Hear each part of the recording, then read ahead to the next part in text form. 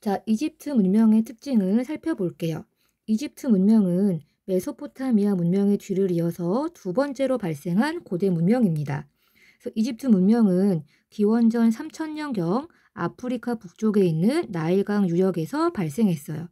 나일강 같은 경우에 굉장히 규칙적으로 범람했고, 강이 범람한 직후에는 비옥한 토지가 형성됐기 때문에 농사를 짓기에 굉장히 유리한 환경이었다고 합니다.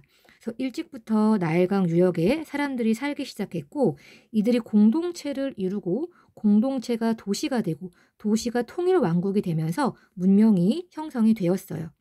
우리 교과서에 보면 치수 관계라는 말이 나와 있는데, 이 말은 쉽게 말하면 물을 관리하는 기술을 의미합니다. 그러니까 농사를 짓기 위해서는 물을 끌어오고 물기를 내는 기술이 필요했겠죠. 그리고 이집트인의 종교는 여러 명의 신을 믿는 다신교 사회였어요. 여러 명의 신을 믿었지만 태양을 가장 숭배했다고 합니다. 그래서 이집트에서는 왕을 파라오라고 불렀는데, 파라오도 태양신 라의 아들이라고 믿었대요. 그러니까 바꿔 말하면 왕은 곧 태양이자 신이다, 이렇게 믿었다는 거죠. 그리고 이러한 믿음을 토대로 한 정치를 신권 정치라고 이야기합니다.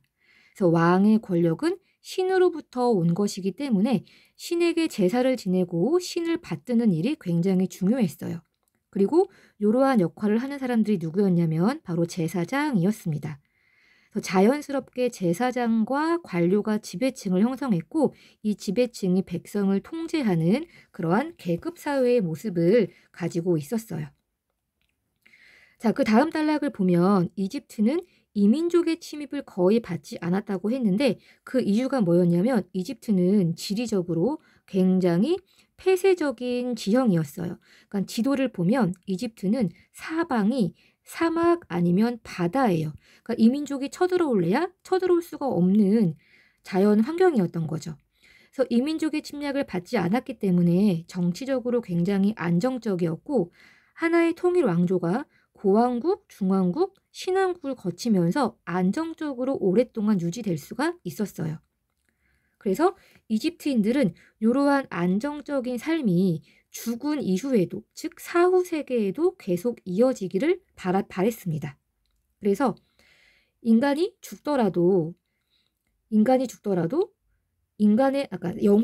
인간의 몸이 썩어 없어지더라도 영혼은 죽지 않는다라고 하는 영혼 불멸 사상을 가지고 있었어요.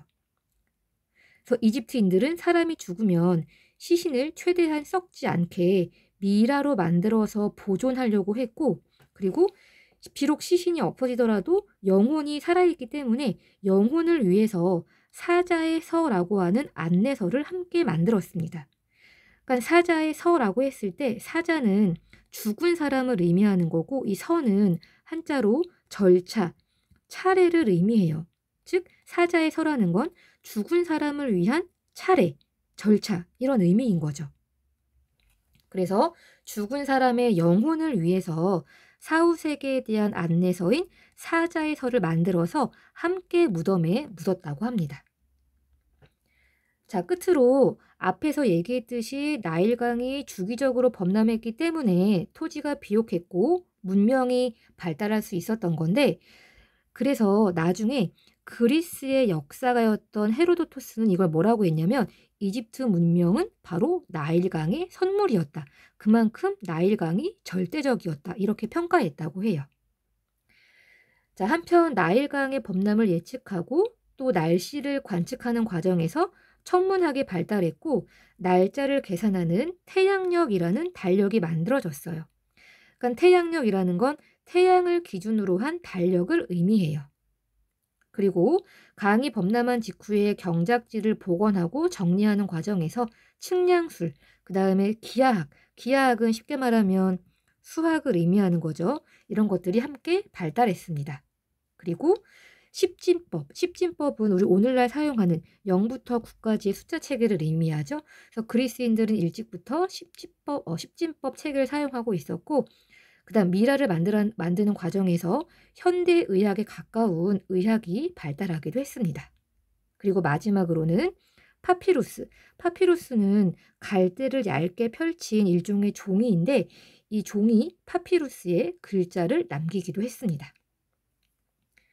자, 아래 사진을 보면 이제 피라미드와 스핑크스가 나와 있는데 이 뾰족한 삼각형 모양으로 생긴 피라미드는 우리가 앞에서 왕이라고 불렀던 왕의 다른 명칭인 파라오의 무덤이었고, 스핑크스는 이러한 피라미드를 지키는 수호신의 기능을 했다고 합니다.